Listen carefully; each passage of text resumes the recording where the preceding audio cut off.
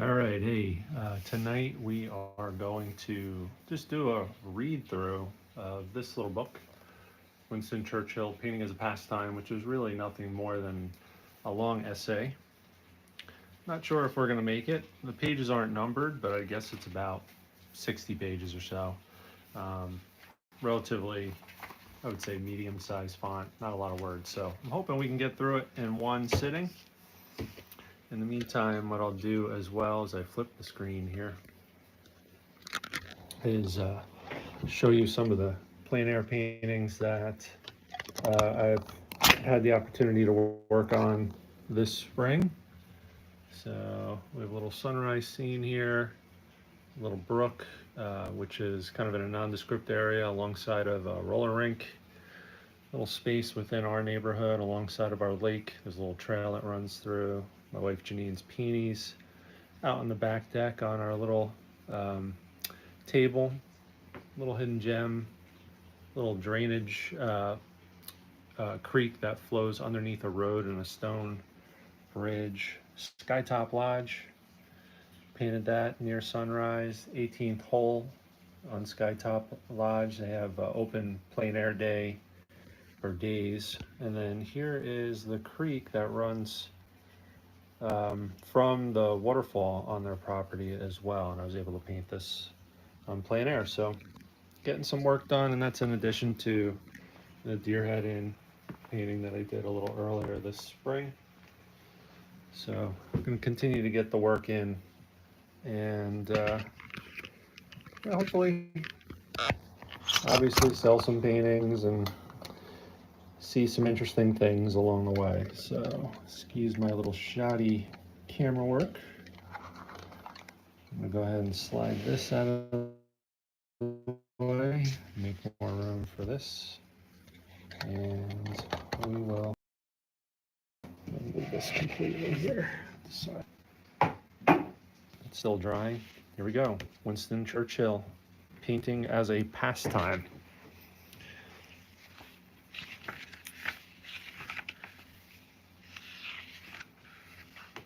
Here we go. Many remedies are suggested for the of worry and mental overstrain by persons who, over prolonged periods, have to bear exceptional responsibilities and discharge duties upon a very large scale. Some advise exercise and others repose. Some counsel travel and others treatment. Some praise solitude and others gaiety. No doubt all these may play their part according to the individual temperament. But the element which is constant and common in all of them is change. Change is the master key. A man can wear out a particular part of his mind by continually using it and tiring it, just in the same way he can wear out the elbows of his coat. There is, however, the difference between the living cells of the brain and the inanimate articles. One cannot mend the frayed elbows of a coat by rubbing the sleeves or shoulders, but the tired parts of the mind can be rested and strengthened not merely by rest, but by using other parts. It is not enough merely to switch off the lights, which play upon the main and ordinary field of interest. New field of interest or a new field of interest must be illuminated. It is no use saying to the tired mental muscle, if one may coin such an expression, I will give you a good rest, I will go for a long walk, or I will lie down and think of nothing. The mind keeps busy just the same. If it has been weighing and measuring, it goes on weighing and measuring. If it has been worrying, it goes on worrying. It is only new or only when new cells are called into activity, when new when new stars become the lords of the ascendant, that relief, repose, refreshment are afforded. I so wish I could read this in a British accent, maybe while drinking some scotch or whiskey and smoking a cigar, but that's not in the cards. A gifted American psychologist has said, worry is a spasm of the emotion. The mind catches hold of something and will not let it go. It is useless to argue with the mind in this condition. The stronger the will, the more the futile the task, or the more futile the task. One can only gently insulate something else into its convulsive grasp, or insinuate, I should say, something else into its convulsive grasp. And if this something else is rightly chosen, if it is really attended by the illumination of another field of interest gradually and often quite swiftly, the old undue grip relaxes and the process of recuperation repairs and begins. The cultivation of a hobby, a new form of interest, is therefore a policy of first importance to a public man. Or I should say, but this is not a business that can be undertaken in a day or swiftly improvised by a mere command of the will. The growth of alternative mental interests is a long process. The seeds must be carefully chosen. They must fall on good ground and they must be sedulously tended if the vivifying fruits are to be at hand when needed. Man, the vocabulary of this guy. Uh, to be really happy and really safe, one ought to have at least 2 or 3 hobbies. They must all be real. It is no use starting late in life to say, I will take an interest in this or that. Such an attempt will only aggravate the strain of mental effort. A man may acquire great knowledge of topics unconnected with his daily work and yet hardly get any benefits or relief. It is no use doing what you like. You have you have got to like what you do. Broadly speaking, human beings may be divided into 3 classes: those who are toiled to death, those who are worried to death, and those who are bored to death. It is no use offering the manual laborer, tired out with a hard week's sweat and effort, the chance of playing a game of football or baseball on Saturday afternoon. It is no use inviting the politician or the professional or businessman who has been working or worrying about serious things for 6 days to work or worry about trifling things at the end of the week. As for the unfortunate people who can command everything they want, who can gratify every caprice they lay their hands on, almost every object of desire, for them a new pleasure, a new excitement is only an additional satiation. In vain, they rush frantically around from place to place, trying to escape from avenging boredom by mere clatter and motion. For them, discipline in one form or another is the most hopeful path. It may also be said that rational, industrious, useful human beings are divided into 2 classes. First, those whose work is work and whose pleasure is pleasure. And secondly, those whose work and pleasure are one. Of those, the former are the majority. They have their compensations.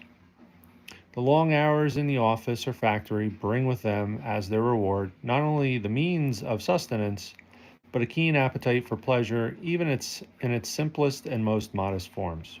But the fortune's favored children belong to the second class. Their life is a natural harmony. For them, the working hours are never long enough. Each day is a holiday, and ordinary holidays, when they come, are grudged as enforced interruptions in an absorbing vocation. Yet to both classes, the need of an alternative outlook, of a change of atmosphere, of a diversion of effort is essential. Indeed, it may well be that those whose work is their pleasure, are those who most need the means of banishing it at intervals from their minds. The most common form of diversion is reading. In that vast and varied field, millions find their mental comfort. Nothing makes a man more reverent than a library. A few books, which was Lord Morley's definition of anything under 5,000 may give a sense of comfort and even of complacency. But a day in a library, even of modest dimensions, quickly dispels these illusory sensations. As you browse about, taking down book after book from the shelves and contemplating the vast, infinitely varied store of knowledge and wisdom which the human race has accumulated and preserved, pride, even in its most innocent forms, is chased from the heart by feelings of awe, not untinged with sadness. As one surveys the mighty array of sages, saints, historians, scientists, poets, and philosophers, whose treasures one will ever able to admire, or never able be able to admire, still less enjoy, the brief tenure of our existence here dominates mind and spirit. Think of all the wonderful tales that have been told, and well told, which you will never know. Think of all the searching inquiries into matters of great consequence, which you will never pursue. Think of all the delighting or disturbing ideas that you will never share. Think of the mighty labors which have been accomplished for your service, but of which you will never reap the harvest. But from this melancholy, there also comes a calm. The bitter sweets of a pious despair melt into an agreeable sense of compulsory resignation from which we return, or which we turn with renewed zest to the lighter vanities of life. What shall I do with my books? Was the question. And the answer, read them, sobered the questioner. But if you cannot read them, at any rate handle them, and as if it were, fondle them. Peer into them, let them fall open where they will. Read on from the first sentence that arrests the eye, and then turn to another. Make a voyage of discovery, taking soundings of uncharted seas, set them back on their shelves with their own hands, arrange them on your own plan, so that if you do not know what is in them, you can at least know where they are. If they cannot be your friends, let them at any rate be your acquaintances. If they cannot enter the circle of your life, do not deny them at least a nod of recognition. It is a mistake to read too many good books when quite young. A man once told me that he had read all the books that mattered. Cross-questioned, he appeared to have read a great many, but they seemed to have made only a slight impression. How many had he understood? How many had entered into his mental composition? How many had been hammered on the anvils of his mind and afterwards ranged in an armory of bright weapons ready to hand? It is a great pity to read a book too soon in life. The first impression is that one counts, and if it's a slight one, it may be all that can be hoped for. A later and second perusal may recoil from a surface already hardened by premature contact. Young people should be careful in their reading, and old people in eating their food. They should not eat too much. They will chew it well, or they should chew it well. Since change is an essential element in diversion of all kinds, it is naturally more restful and refreshing to read in a different language, that in which one's ordinary daily work is done. Must be nice to have command of multiple languages. To have a second language at your disposal, even if you only know it enough to read it with pleasure, it is a sensible advantage. Our educationists are too often anxious to teach children to read many different languages, as they never get far enough in any one to derive any use or enjoyment from their study. A boy learns enough Latin to detest it, enough Greek to pass an examination, enough French to get from Calais to Paris, enough German to exhibit a diploma, enough Spanish or Italian to tell which is which, but not enough of any to secure any enormous boon of access to a second literature. Choose well, choose wisely, and choose one. Concentrate upon that one. Do not become content until you find yourself reading it with real enjoyment. The process of reading for pleasure in another language rests the mental muscles. It enlivens the mind by a different sequence and emphasis of ideas. The mere form of speech excites the activity of separate brain cells, relieving in the most effective manner the fatigue of those in hackneyed use. The one may imagine that a man who blew the trumpet for his living would be glad to play the violin for amusement. So it is with reading in another language than your own. But reading and book love in all forms, in all their forms, which suffer from one serious defect, they are too nearly akin to the ordinary daily round of the brain worker to give that element of change and contrast essential to real relief. To restore psychic equilibrium, we should call on to those parts of the mind which direct both eye and hand. Many men have found great advantage in practicing a handcraft for pleasure: joinery, chemistry, bookbinding, even bricklaying. If one were interested in them and skilled at them, it would give a real relief to the overtired brain. But the best of all and easiest to procure are sketching and painting in all their forms. And there you have it, the main point of the book. I consider myself very lucky, and this is Winston Churchill here speaking these words. These are his written words. I consider myself very lucky that late in life I have become able to develop this new taste and pastime. Painting came to my rescue in a most trying time, and I shall venture in the pages that follow to express the gratitude I feel. Painting is a companion with whom one may hope to walk a great part of life's journey. Age cannot wither her, nor custom stale her infinite variety. Okay. I'll take a quick drink of water and adjust my seat.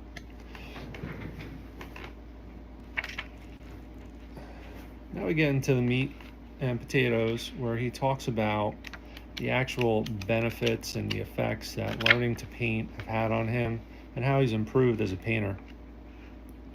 And it gets kind of interesting. One by one, the more vigorous sports and exacting games fall away. Exceptional exertions are purchased only by a more pronounced and more prolonged fatigue.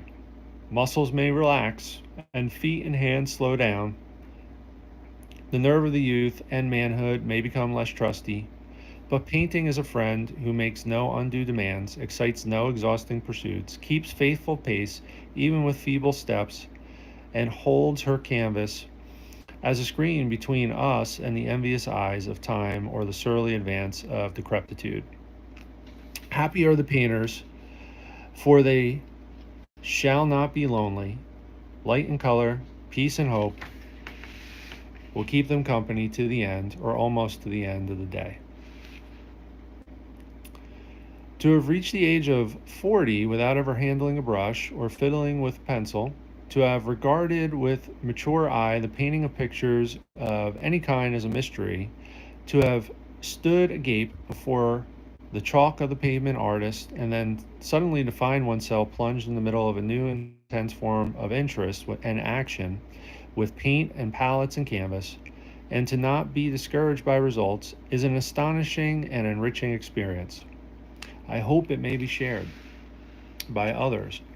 I should be glad that if these lines induce others to try the experiment which I have tried, and if some at least were to find themselves dowered with the absorbing new amusement delightful to themselves, and at any rate not violently harmful to man or beast.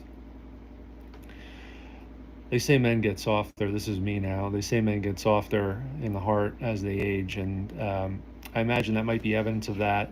I know, one time in his early life, he was a big hunter and, very action oriented, and obviously later in life, for any number of reasons, those sorts of things become less interesting. So Here he acknowledges that, which is kind of interesting to see. Moving on.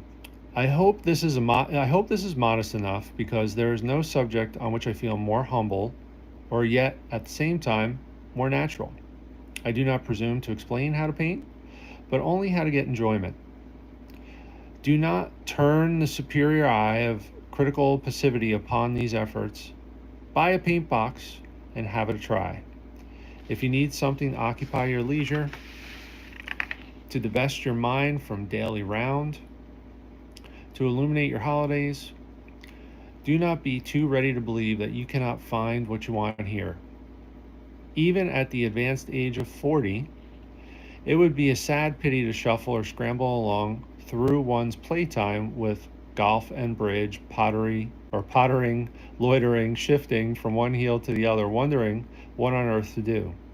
As perhaps the fate of some unhappy beings, when all the while, if you only knew there is a close at hand a wonderful new world of thought and craft, a sunlit garden gleaming with light and color, of which you can have the key in your waistcoat pocket. Inexpensive, independence, a mobile and perennial pleasure apparatus, new mental food and exercise, the old harmonies and symmetries in an entirely different language, an added interest to every common sense, an occupation for every idle hour, an unceasing voyage of discovery. These are high prizes. Make quite sure they are not yours. After all, if you try and fail, there is not much harm done. The nursery will grab what the studio has rejected. And then you can always go out and kill some animals, humiliate some rival on the links, or despoil some friends across the green table. You will not be worse off in any way. In fact, you will be better off. You will know beyond a peradventure, to quote the phrase disagreeably reminiscent, that is really what you are meant to do in your hours of relaxation. But if, on the contrary, you're inclined, late in life though it be, to reconnoitre a foreign sphere of limitless extent, then be persuaded that the first quality is needed is audacity. There really is no time for deliberate approach. 2 years of drawing lessons, 3 years of copying woodcuts, 5 years of plaster casts, these are for the young. And by the way, those are all common art school kind of exercises to get really good at drawing and painting. Back into the book or into the essay, they have enough to bear. And this thorough grounding is for those hearing the call in the morning of their days, are able to make painting their paramount lifelong vocation. The truth and beauty of the line and form, which by the slightest touch or twist of the brush, a real artist imparts to every feature of his design, must be found on a long, hard, persevering apprenticeship, and a practice so habitual that it has become instinctive. We must not be too ambitious. We cannot aspire to masterpieces. We may have to content ourselves with a joyride in a paint box, and for this, audacity is the only ticket. Love that quote. So much so I dog-eared this page. I shall now relate my own experience when I left the Admiralty, I should say, at the end of May 1915. I still remained a member of the cabinet and of the War Council. In this position, I knew everything and could do nothing. The change from intense executive activities of each day's work at the Admiralty to the narrowly measured duties of a counselor left me gasping, like a sea beast fished up from the depths, or a diver too suddenly hoisted. My veins threatened to burst from the fall in pressure. I had a great anxiety and no means of relieving it. I had vehement convictions and small power to give effect to them. I had to watch the unhappy casting away of great opportunities and the feeble execution of plans which I had launched and in which I heartily believed.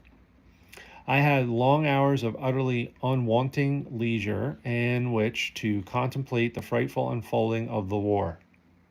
At a moment when every fiber of my being was flamed to action, I was forced to remain a spectator of the tragedy, placed cruelly in the front seat, and then it was that the muse of painting came to my rescue. Out of charity and out of chivalry, because, after all, she had nothing to do with me, and said, "Are these toys any good to you?" They amuse some people. Some experiments one Sunday in the country with the children's paint box led me to procure the next morning a complete outfit for painting in oils.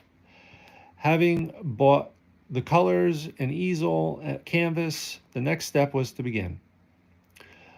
But, but what a step to take! The palette gleamed with beads of color, fair and white rose canvas. The empty brush hung poised, heavy with destiny, irresolute in the air. My hand seemed arrested by a silent veto. It's always hard staring at a blank canvas. But after the sky on this occasion was unquestionably blue, and a pale blue at that, there could be no doubt that blue paint mixed with white could put me on the top part, or could be put on the top part of the canvas. One really does not need to have an artist training to see that. It is a starting point open to all. So very gingerly, I mixed a little blue paint on the palette with a very small brush, and then with an infinite precaution that made the mark about as big as a bean on top of the affronted snow white shield. It was a challenge, a deliberate challenge, but so subdued, so halting, indeed so catacleptic, that it deserved no response. At that moment, the loud approaching sound of a motor car was heard in the drive. From this chariot there stepped swiftly and lightly none other than the gifted wife of Sir John Lavery. Painting? But what are you hesitating about? Let me have a brush, the big one. Splash into the turpentine, wallop into the blue and white. Frantic flourish on the palette. Clean no longer. And then several large, fierce strokes and slashes of blue on the absolutely cowering canvas. Anyone could see that it could not hit back. No evil fate avenged the jaunty violence. The canvas grinned in helplessness before me. The spell was broken. The sickly inhibition rolled away. I seized the largest brush and fell upon my victim with berserk fury. I have never felt any awe of a canvas since. Just jumped into it, got it done. Everyone knows the feeling with which one stands shivering on a springboard. The shock when a friendly foe steals up behind and hurls you into the flood, and the ardent glow which thrills you as you emerge breathless from the plunge. This beginning with audacity, or being thrown into the middle of it, is already a very great part of the art of painting. But there is more in it than that. Le peintre, a fool, est bien difficile, mais c'est beaucoup plus beau que la peinters à plaire.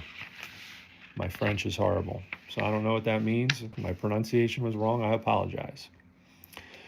I write no words in disparagement of watercolors, but there is really nothing like oils. You have a medium at your disposal which offers real power, if you only can find out how to use it. Moreover, it is easier to get a certain distance along the road by its means than by watercolor. First of all, you can correct mistakes much more easily. One swipe of the palette knife lifts the blood and tears of a morning from the canvas and enables a fresh start to be made. Indeed, the canvas and all the better for the past impressions. Secondly, you can approach your problems from any direction. You need not build downwards awkwardly from white paper to your darkest dark. You may strike where you please, beginning, if you will, with a moderate central arrangement of middle tones and then hurling the extremes when the psychological moment comes. Lastly, the pigment itself is such nice stuff to handle if it does not retaliate. You can build on it layer after layer if you like. You can keep on experimenting. You can change your plan to meet the exigencies, easy for me to say, of time or weather. And always remember, you can scrape it all away. Just to paint is great fun. The colors are lovely to look at and delicious to squeeze out. Matching them, however, crudely with what you see is fascinating and absolutely absorbing. Try if you have not done so before you die.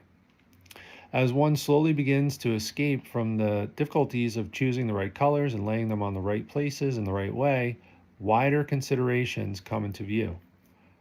One begins to see, for instance, that painting a picture is like fighting a battle, and trying to paint a picture is, I suppose, like trying to fight a battle. It is, if anything, more exciting than fighting it successfully. But the principle is the same. It is the same kind of problem as unfolding a long, sustained, interlocked argument. It is a proposition which, whether of a few or numberless parts, is commanded by a single unity of conception. And we think, though I cannot tell, that painting a great picture must require an intellect on a grand scale. There must be that all embracing view which presents the beginning and the end, the whole and each part, as one instantaneous impression, retentively and untiringly held by the mind. When we look at the larger Turners, canvases yards wide and tall, and we observe all that they are all done in one piece and represent one single second of time, and that and that in every innumerable detail, however small, however distant, however subordinate, is set forth naturally in its true proportion and relation without effort, without failure. We must feel in the presence of an intellectual manifestation the equal in quality and intensity of the finest achievement of warlike action, of forensic argument, or of scientific or philosophical adjudication. In all battles, two things are usually required of the commander in chief: to make good plan for his army, and secondly, to keep strong reserve. Both of these are obligatory upon the painter. To make a plan, thorough reconnaissance of the country where the battle is to be fought is needed. Its fields, its mountains, its rivers, its bridges, its trees, its flowers, its atmosphere all require and repay attentive observation from a special point of view. One is quite astonished to find how many things there are in a landscape, and in every object in it, one never noticed before. And this is a tremendous new pleasure and interest which invests every walk or drive with an added object. So many colors on the hillside, each different in shadow and in sunlight, such brilliant reflections in the pool, each a key lower than what they repeat. Such lovely lights gliding over silvering surface or outline, all tinted exquisitely with pale color, rose, orange, violet, or violet. I found myself instinctively as I walked noting tint and character of a leaf, the dreamy purple shades of mountains, the exquisite lacery of winter branches, the dim pale silhouettes of far horizons. And I have lived for 40 years without ever noticing any of them, except in a general way, as one might look at a crowd and say, "What a lot of people." I think this heightened sense of observation of nature is one of the chief delights that have come to me through trying to paint. No doubt, many people who are lovers of art have acquired it in a high degree without actually practicing. But I expect that nothing will make one observe more quickly, more thoroughly than having to face the difficulty of representing the thing observed. And mind you, if you do observe accurately and with refinement, and if you do record what you have seen with tolerable correspondence, the result follows on a canvas with startling obedience. Even if only 4 or 5 main features are seized truly recorded, these by themselves will carry a lot of ill success or half success. Answer 5 big questions. Out of all the hundreds of examination papers correctly and well, and though you will not win a prize, at any rate, you will not be absolutely plowed. But in order to make his plan, the general must not only reconnoiter the battle, but he also must study the achievements of the great captains of the past. He must bring observations that he's collected in the field into comparison with the treatment of similar incidents by famous chiefs. Then the galleries of Europe take on a new, and to me at least, a severely practical interest. This, then, is how painted a cataract. Exactly, and there is the same light I noticed last week in the waterfall, and so on. You see the difficulty that baffled you yesterday, and you see how easily it has been overcome by a great or even a skillful painter. Not only is your observation of nature sensibly improved by and developed, but you look at the masterpieces of art with an analyzing and comprehending eye. The whole world is open with all of its treasures. The simplest objects have their beauty. Every garden presents innumerably fascinating problems. Every land, every parish has its own tale to tell. And there are many lands differing from each other in countless ways, and each presenting delicious variants of color, light, form, and definition. Obviously, then, armed with a paint box, one cannot be bored, one cannot be left at a loose end, one cannot have several days on one's hands. Good gracious, what there is to admire and how little time there is to see it, or see it in. For the first time, one begins to envy Methuselah. No doubt he made a very indifferent use of his opportunities. But it is in the use of withholding their reserves that the great commanders have generally excelled. After all, when once the last reserve has been thrown in, the commander's part is played. If that does not win the battle, he has nothing else to give. The event must be left to luck and to the fighting troops. But these last, in absence of high direction, are apt to get into sad confusion, all mixed together in a nasty mess, without order or plan, and the consequence without effect. Mere masses count no more. The largest brush, the brightest colors cannot even make an impression. The pictorial battlefield becomes a sea of mud, mercifully veiled by a fog of war. It is evident that there has been a serious defeat. Even though the general plunges himself and emerges bespattered as he sometimes does, he will not retrieve the day. This is stepping out of the essay here. It's kind of interesting how he kind of mixes metaphors and analogies here. It's hard to tell whether or not he's talking about painting, talking about, life as a general on the battlefield, or so on and so forth. But obviously very interesting. I'll take a quick sip of my tea here, and then I'll get back to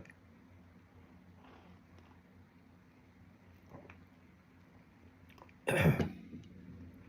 In painting, the reserves consist of proportion or relation. It is here that the art of the painter marches along the road which is traversed by all the greatest harmonies in thought. At one side of the palette there is white, at the other side there is black, and neither is ever used neat. It's kind of a drink mixing reference there. Obviously, if you were to order, let's say I don't know, let's say some drink neat, that would mean that it would exclude any of the ancillary liqueur that might be part of the mixed drink, and it would only feature, the bare main main liquor that's part of that mixed drink. So, Churchill was a big drinker, so that that kind of fits within my understanding of his personality.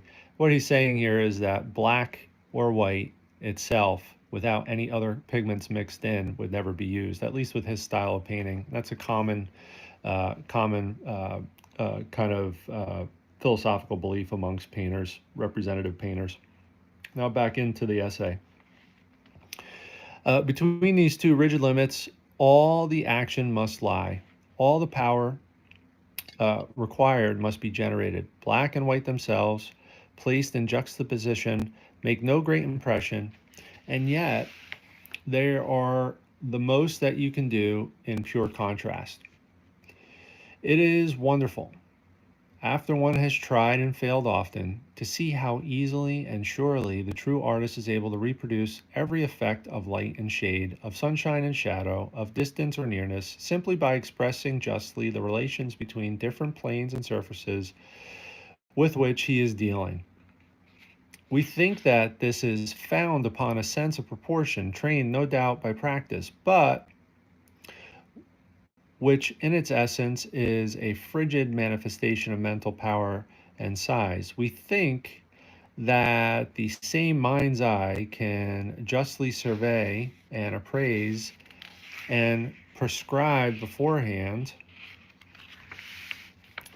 the values of a truly great picture, all in one embracing regard, in one flash of simultaneously and homogeneous comprehension, would also, with a certain acquaintance with the special technique, be able to pronounce with sureness upon any other high activity of the human intellect. This was certainly true of the great Italians, the Italian painters, that is. I have written in this way to show how varied are the delights which may be gained by those who enter hopefully and thoughtfully upon the pathway of painting, how enriched they will be in their daily vision, how fortified in their independence, how happy in their leisure. Whether you feel that your soul is pleased by the conception or contemplation of harmonies, or that your mind is stimulated by the aspect of magnificent problems, or whether you are content to find fun in trying to observe and depict the jolly things you see, the vistas of possibility are limited only by the shortness of life. Every day you may make progress, every step may be fruitful. Yet there will stretch out before you an ever lengthening, ever ascending, ever improving path. You know you will never get to the end of the journey. But this, so far from discouraging, only adds to the joy and glory of the climb. Stepping out of the essay here, I would say that that's a really good description of what the experience of learning to paint and frequently striving to improve your painting practice and master the art of painting. If you do experience the joy of painting, what he described there in that last passage is a really good description of how it feels to consistently improve as a painter, for sure. Try it then before it's too late and before you mock me. Try it while there is time to overcome the preliminary difficulties. Learn enough of the language in your prime to open this new literature to your age. Plant a garden in which you can sit when digging days are done. It may only be a small garden, but you will see it grow. Year by year, it will bloom and ripen. Year by year, it will be better cultivated. The weeds will be cast out. The fruit trees will be pruned and trained. The flowers will bloom in more beautiful combinations. There will be sunshine. There, even in wintertime, and cool shade and play of shadow on the pathway of shining days in June. I must say I like bright colors. I agree with Ruskin in his denunciation of that school of painting who will eat slate, pencil, and chalk and assure everybody that they are nicer and purer than strawberries and plums. I cannot pretend to feel impartial about the colors. I rejoice with the brilliant ones, and am genuinely sorry for the poor browns. When I get to heaven, I mean to spend a considerable portion of my first million years in painting, and so get to the bottom of the subject. but then I shall require a still gayer palette than I get here below. I expect orange and vermilion will be the darkest, dullest colors upon it, and beyond them there will be a whole range of wonderful new colors which will delight the celestial eye.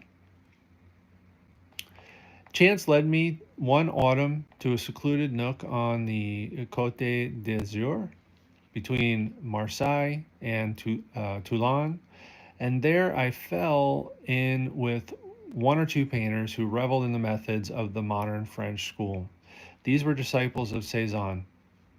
They view nature as a mass of shimmering light in which forms and surfaces are comparatively unimportant. Indeed, hardly visible, but which gleams and glows with beautiful harmonies and contrasts of color. Certainly, it was the great interest to me, or of great interest to me, to come suddenly in contact with this entirely different way of looking at things. I had hitherto painted the sea flat with long, smooth strokes of mixed pigment in which the tints varied by gradations. Now I must try to represent it by innumerable small, separate lozenge-shaped points and patches of color, often pure color, so that it looked more like a tessellated pavement than a marine picture. It sounds curious. All the time, do not be in a hurry to reject the method. Go back a few yards and survey the result. Each of these little points of color is now playing its part in the general effect, individually invisible. He sets up a strong radiation of which the eye is conscious without detecting the cause. Look also at the blue of the Mediterranean. How can you depict and record it? Certainly not by any single color that was ever manufactured. The only way in which that luminous intensity of blue can be simulated is by this multitude of tiny points of varied color, all in true relation to the rest of the scheme. Difficult? Fascinating.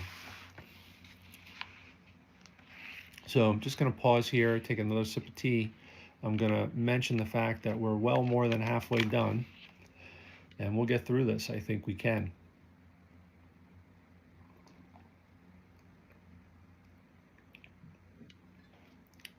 Nature presents itself to the eye through the agency of the individual points of light, each of which sets up the vibrations peculiar to its color. The brilliancy of a picture must therefore depend partly upon the frequency with which these points are found on any given area of the canvas, and partly on their just relation to one another. Ruskin says in his Elements of Drawing, from which I have already quoted, you will not in Turner's largest oil pictures, perhaps 6 or 7 feet by 4 or 5 feet high, find one spot of color as large as a grain of wheat, ungraded. But the gradations of Turner's differ from those of modern French school by being gently and almost imperceptibly evolved from one another instead of being boldly and even roughly separated. And the brush of Turner followed the form of the objects he depicted, while our French friends often seem to take pride in directly opposing it. For instance, they would prefer to paint a sea with up and down strokes rather than horizontal, or a tree trunk from right to left rather than up and down. This, I expect, is due to falling in love with one's theories and making sacrifices to the truth of them in order to demonstrate fidelity and admiration. So we're getting a little bit of an art lesson here, stepping out of the essay.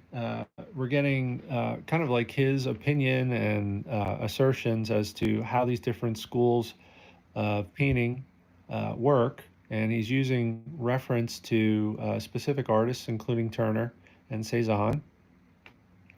So it's actually kind of interesting. Obviously, he lived at through the turn of the century, so he actually lived through the development and life cycle of some of these schools of painting. So it's really quite interesting to hear his thoughts rather. At least it is for me.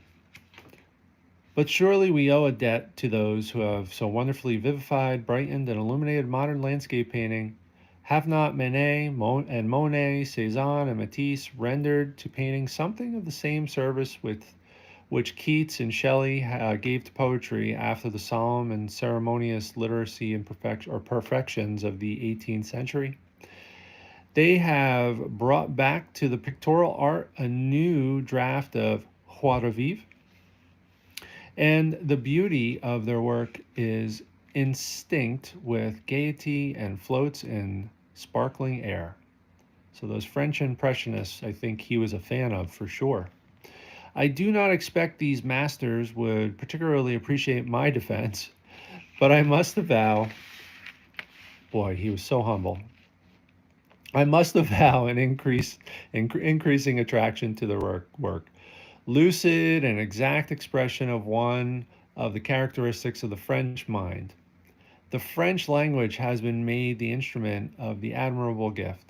Frenchmen talk and write just as well as about painting as they have done about love, about war, about diplomacy or cooking. Their terminology is precise and complete. They are therefore admirably equipped to be teachers of the theory of any of these arts. Their critical faculty is so powerfully developed that it is perhaps some restraint upon achievement, but it is a wonderful corrective to others as well as to themselves.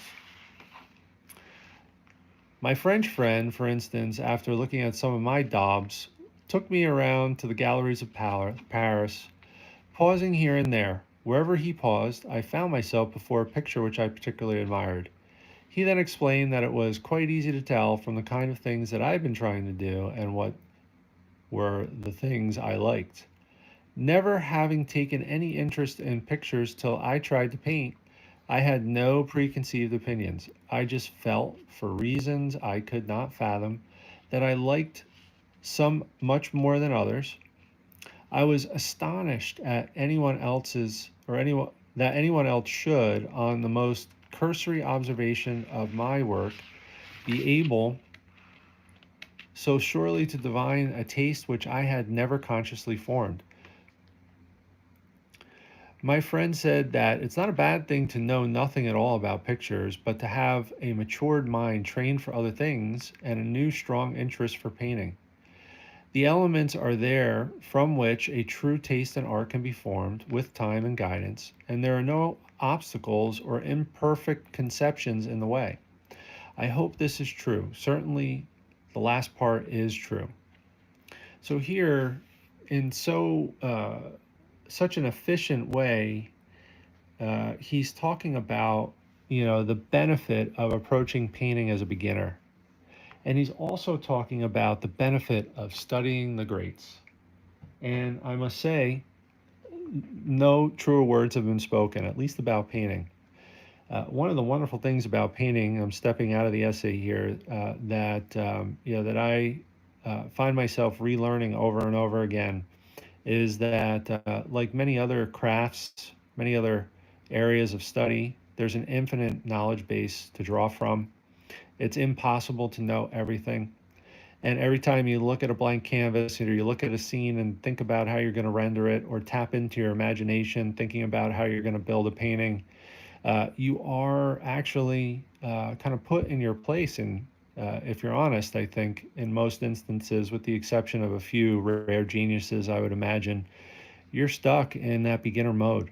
There's no benefit to being overconfident about the task at hand. And then in addition to that, one of the ways that I've learned a ton is by studying the great artists that I admire, whose work I admire. I wouldn't venture to say that I admire them as people, but I definitely admire their work. So whether it be the French Impressionists, whether it be folks like Turner that are referenced in this book, or the American greats, let's say from the Hudson School of Painting and so on and so forth, that I admire, Cole and so on. These are opportunities, or George Inness and so on and so forth, who eventually kind of changed his style to more of a tonalist style of painting. They offer you opportunities to learn through master copies, master studies, or just by looking at their art, reading about their process and their lives. There's really good opportunities to advance your learning when it comes to painting that way, because it is a craft. and those opportunities are almost limitless. So he goes on to say, once you begin to study it, all nature is equally interesting and equally charged with beauty. I was shown a picture by Cezanne of a blank wall of a house, which he had made instinct with the most delicate lights and colors. You've ever seen those French Impressionists and how they painted walls and shadows on walls? And some of the simplest forms that you can paint, they're all beautiful. Now, I often amuse myself when I'm looking at a wall or a flat surface of any kind, trying to distinguish all the different colors and tints that can be discerned upon it and considering whether these arise from reflections or from natural hue.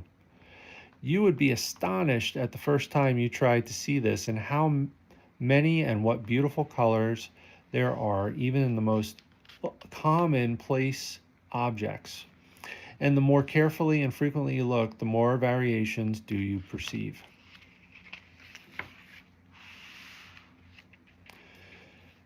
But these are no reasons for limiting oneself to the plainest and most ordinary objects and scenes. Mere prettiness of scene, to be sure, is not needed for a beautiful picture. In fact, artificially made pretty places are very often a hindrance to a good picture. Nature will hardly stand a double process of beautification. One layer of idealism on top of another is too much of a good thing. We hear oftentimes critics say, oh, the painting is very good, but it might be too sweet. That's kind of what he's referencing here. But a vivid scene of brilliant atmosphere, novel and charming lights, impressive contrasts, if they strike an eye all at once, arouse an interest and an ardor, which may certainly be reflected in the work which you try to do and will make it seem easier. It would be interesting if some real authority investigated carefully the part of the memory, the part that memory plays in painting. We look at the object with an intent regard, and then at the palette, and then thirdly at the canvas. The canvas receives a message dispatched usually a few seconds before from the natural object, but it has come through a post office en route. It has been transmuted in code. It has been turned from light into paint. It reaches the canvas, a cryptogram. Not until it has been placed in its correct relation to everything else, that it is on the canvas, it can be deciphered. Is its meaning apparent? Or is it translated once again from mere pigment to light? And the light this time is not of nature but of art. The whole of its considerable process is carried through on the wings or on the wheels of memory. In most cases, we think it is the wings, airy and quick, like a butterfly from a flower to flower. But all heavy traffic and all that has to go a long memory must travel on wheels. In painting, in the open air, sequence of action is so rapid that the process of translation into and out of pigment may seem to be unconscious. But all the greatest landscapes have been painted indoors, at least as of the time of this writing, that's probably true, and often long after the first impressions were gathered.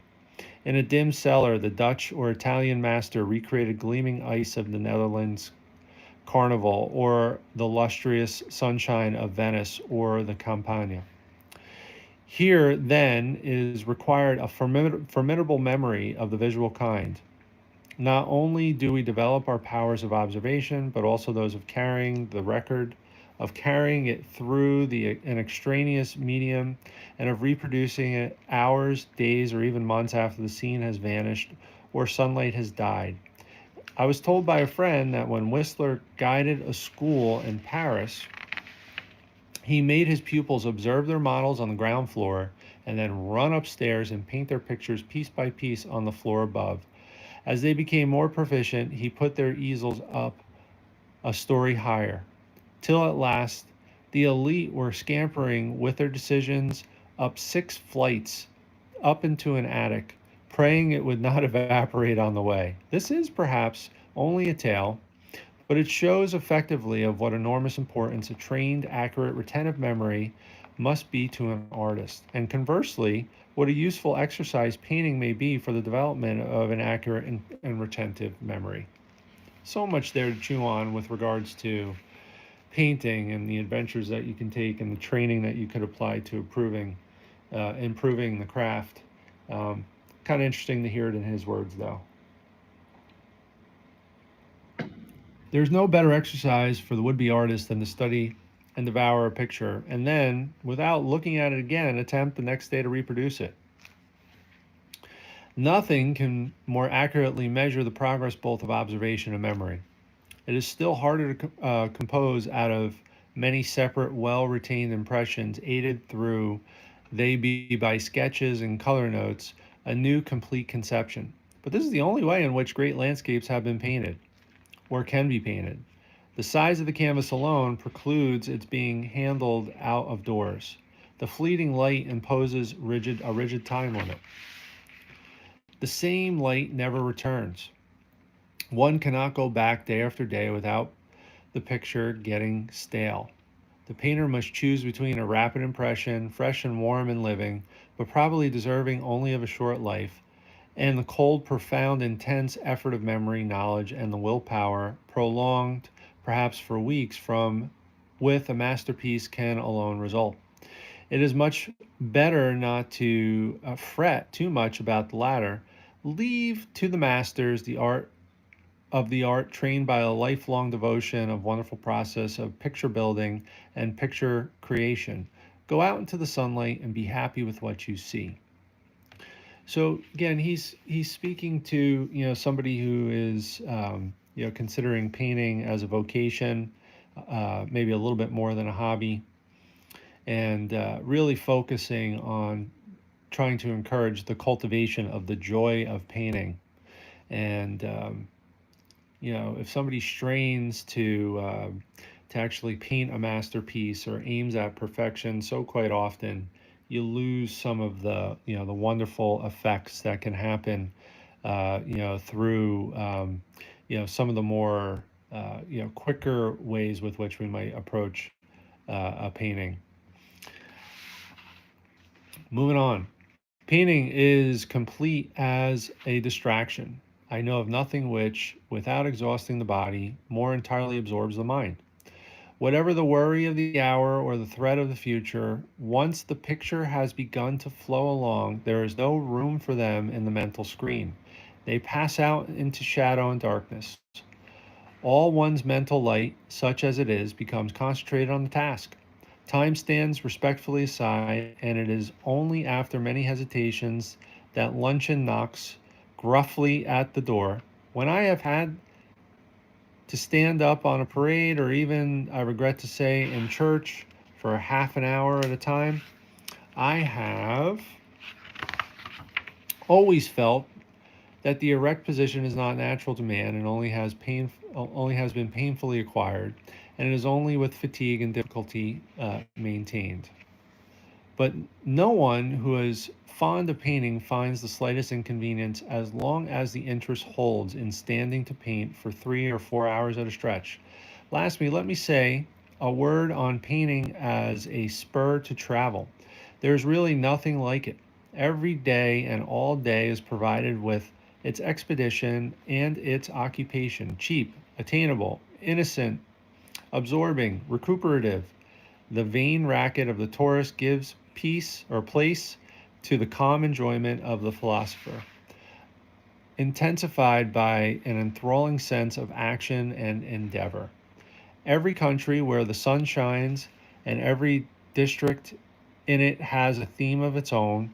The lights, the atmosphere, the aspect, the spirit are all different, but each has its native charm. Even if you're only a poor painter and you feel the influence of the scene, guiding your brush, selecting your tubes you squeeze onto the palettes, even if you cannot portray it as you see it, you feel it, you know it, and you admire it forever. When people rush about Europe in the train from one glittering center of work or pleasure to another, passing at enormous expense through a series of mammoth hotels and blatant carnivals, they little know what they are missing and how cheaply priceless things can be obtained. The painter wanders and loiters contentedly from place to place, always on the lookout for some brilliant butterfly or a picture which they can be caught and set up and carried safely home. Now I am learning to like painting even on dull days. But in my hot youth demanded sunshine, Sir William Orpin advised me to visit Avignon on account of its wonderful light, and certainly there was no more delightful center for a would-be painter's activities than Egypt, fierce and brilliant, presenting an infinite variety of single triplex theme of the Nile, the desert, and the sun, or Palestine and land of rare beauty, the beauty of the turquoise and the opal, which well deserves the attention of some real artists and has never been portrayed to the extent that it is due. And what of India? Who has ever interpreted its lurid splendorous? But after all, if only the sun will shine, one does not need to go beyond one's own country. There is nothing more intense than the burnished steel and gold of a highland stream. And at the beginning and close of almost every day, the Times displays to the citizen of London glories and delights which one must travel far to rival. Sir Winston Churchill. So that's his whole essay that we walked through in just a little bit over an hour. I would encourage you to pick this book up for sure. It really, really is interesting. And it's interesting to get his perspective. Obviously, he was a warrior, he was a statesman. And later in life for him, he acquired this interest in painting. And if you check out his paintings, many of them are quite good. And here's one of my favorite quotes right on the back cover of this copy of the book. Light and color, peace and hope will keep painters company to the end of the day. Sir Winston Churchill. And if you put that in context, by the way, I think not only is he talking about the end of the day, but also the end of life. So I think that's a wonderfully beautiful quote. Anyway, thanks for checking out my channel. Thanks for checking out this live stream of the reading of Winston Churchill, Painting as a Pastime. Next up, I think what we're going to try to do, as long as the weather stays pretty good, and as long as I find myself in areas where I'm painting on plein air, where there's a decent internet connection, just going to shift my focus here. I'm talking to the camera. I'm going to try and live stream full plein air painting sessions. I've done that a couple of times with some success here. So for example, this painting here, which was done at sunrise near the lake by our house. I didn't get to complete the painting, but in about 20 minutes, you got to see the whole process unfold. And in addition to that, I was able to do it painting kind of a still life on plein air. My wife Janine and her peonies, which were arranged in this little tin vase out on a table in our garden. I also, live stream that. So it's just a nice, easy way. I'm not very good with the camera work and kind of the scripting. So it's just a nice, easy way for me to put some content on the channel, and hopefully you find it useful or at least enjoyable to watch. So thanks again. Stay well. Hope to see you again sometime soon. Take care.